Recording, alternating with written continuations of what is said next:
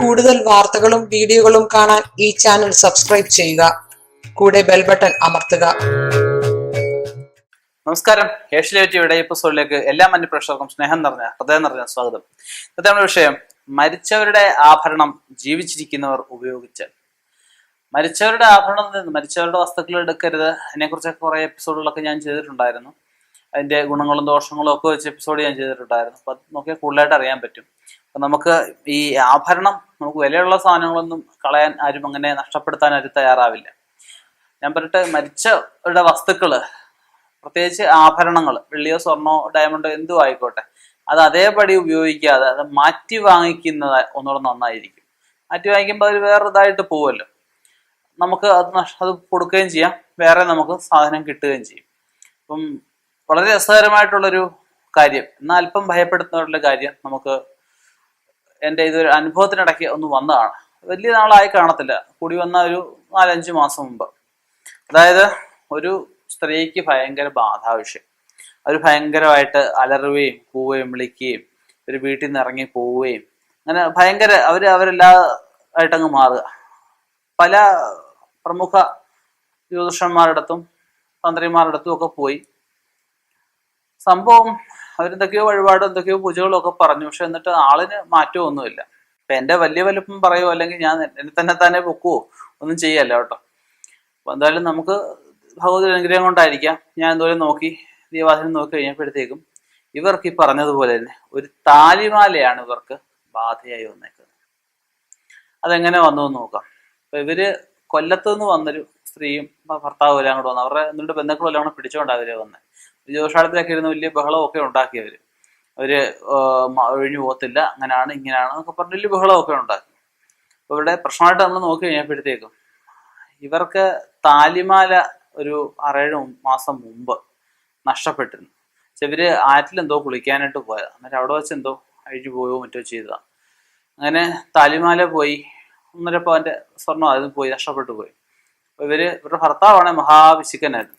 ഇവർ രണ്ടുപേരുടെ അടുത്തുള്ള അവർക്ക് അറിയാവുന്ന ഏതോ ഒരു സുഹൃത്തിന്റെ ജ്വല്ലറിയിൽ പോയി ഒരു താലിയും പറഞ്ഞതുപോലെ തന്നെ ഒരു മാലയും കൂടെ വാങ്ങിക്കാൻ നിർത്തിയിട്ടു. അപ്പം ഇവര് ഇത് അവിടെ ചെന്ന് നോക്കിയപ്പോഴതൊക്കെ എല്ലാം ഇവർക്ക് മനസ്സിനൊത്ത ഡിസൈൻ ഒന്നാമതില്ല, രണ്ടാമത് സ്വർണത്തിന്റെ വിലയൊക്കെ ഇപ്പോൾ വളരെ കൂടുതലാണ്. അതൊക്കെ നോക്കി കഴിഞ്ഞപ്പോഴത്തേക്ക് ഇവർക്ക് എന്നാൽ താലിമാല ഇല്ലാതിരിക്കാനും വയ്യ.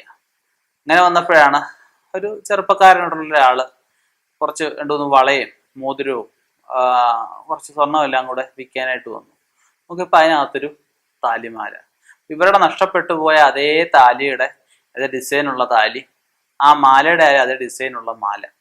അപ്പൊ അവരെന്ത് ചെയ്തു, ഇത് ജ്വല്ലറി ഉടമസ്ഥ സുഹൃത്താണല്ലോ, അവിടെ നിന്ന് പണിക്കൂലിയില്ല, കറക്റ്റ് ആ സ്വർണ്ണ വിലയ്ക്ക് തന്നെ ആ താലിയും ആ മാലയെല്ലാം കൂടെ വിരിഞ്ഞ് നേരിട്ട് ആ ഉടമസ്ഥന്റെ നെരിഞ്ഞ് വാങ്ങിച്ചു കഴിഞ്ഞപ്പോഴത്തേക്കും എന്തുവാ, അന്ന് വൈകുന്നേരം തൊട്ടാണ് ഇവർക്ക് ഈ പ്രശ്നം തുടങ്ങിയിരിക്കുന്നത്.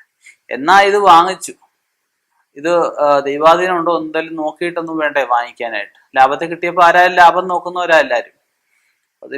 ഒന്നും വാങ്ങിച്ചു അന്നേരം കഴുതയിലും കിട്ടു, കഴുതയിലിട്ട് നേരെ വീട്ടിലോട്ടങ്ങ് പോയി. അറ്റ്ലീസ്റ്റ് അതൊരു അമ്പലത്തിൽ കൊടുത്തത് പൂജിക്കുമെങ്കിലും വേണ്ടായ, അതുപോലും ചെയ്യില്ല. അമ്പലത്തിൽ കൊണ്ട് താലിയായിട്ട് കിട്ടുമെങ്കിലും വേണ്ടായ, ഒന്നും ചെയ്യില്ല. അതിലെ വിഷയം എന്താണെന്ന് വെച്ച് കഴിഞ്ഞാല് ആ താലിമാല ഈ ചെറുപ്പക്കാരന്റെ ഭാര്യയുടെ ആയിരുന്നു. ഇവര് ഒരു ബൈക്ക് ആക്സിഡന്റില് ഇവരുടെ ഭാര്യ മരിച്ചുപോയി. അപ്പൊ ആ ഭാര്യയുടെ ആഭരണങ്ങളാണ് ഇയാൾ വിൽക്കാൻ കൊണ്ടുവന്നത്, കടയിൽ കൊണ്ടുവന്നതാണ്. അപ്പൊ അതിന്റെ ആത്മാവ് അല്ലെ അതിന്റെ സാന്നിധ്യം അതിലുണ്ടായിരുന്നു. അത് ഇതിലേക്ക് ഇയാളിട്ടപ്പോഴത്തെ ഇയാൾക്കൊരു ആവേശം ഉണ്ടായി. അപ്പൊ അതാണ് ഈ വിഭ്രാന്തികളൊക്കെ കാട്ടിക്കൂട്ടിയത്. അത് വേണ്ട ഇപ്രകാരം അതിന് വേണ്ടുന്ന കാര്യങ്ങളൊക്കെ ചെയ്ത് കഴിഞ്ഞപ്പോഴത്തേക്കും അതിന് മാറ്റമായി. എന്ന് പറഞ്ഞ പോലെ ഈ ആഭരണങ്ങൾ നമ്മൾ എപ്പോഴും ഉപയോഗിക്കുമ്പോൾ കഴിവതും പുതിയത് തന്നെ വാങ്ങിക്കുക.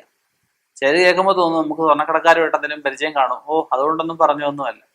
പക്ഷെ വേണമെങ്കിൽ ഒന്ന് പരീക്ഷിച്ച് നോക്കാം. മരിച്ചുപോയവരുടെ ആഭരണങ്ങളൊക്കെ ഒന്ന് ഉപയോഗിച്ച് നോക്കിയാട്ടെ. സാധാരണഗതിയും മരിച്ചവരുടെ ഒന്നും വിഷയമില്ല, അധികം ദുർമരണപ്പെട്ടു പോയവരുടെയൊക്കെ ഭയങ്കര വിഷയമാണ്.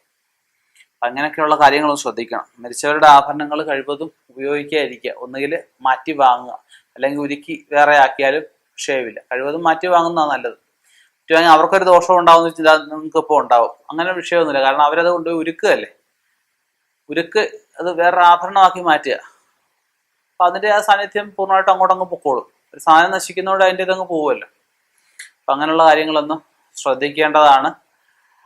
എന്ത് വസ്തുവായാലും മാറ്റി വാങ്ങുക, അതിനാണ് ഞാൻ കൂടുതലായിട്ട് പ്രിഫർ ചെയ്യുന്നത്. ഇപ്പം എനിക്ക് പറയാന്നല്ലേ പറ്റുള്ളൂ. ചെയ്യേണ്ടത് നിങ്ങളാണ്, വിശ്വസിക്കേണ്ടത് നിങ്ങളാണ്. വിശ്വാസിയോ ഫലതായ, വിശ്വസിക്കുന്ന അതിന്റെ ഫലം കിട്ടും, അവിശ്വസിക്കുന്ന അതിന്റെ ഫലവും കിട്ടും. ഇനിയും ഇതുപോലെയുള്ള വ്യത്യസ്തമായ വിഷയങ്ങളുമായി കണ്ടുമുട്ടാം. നിർത്തുന്നു. നന്ദി, നമസ്കാരം.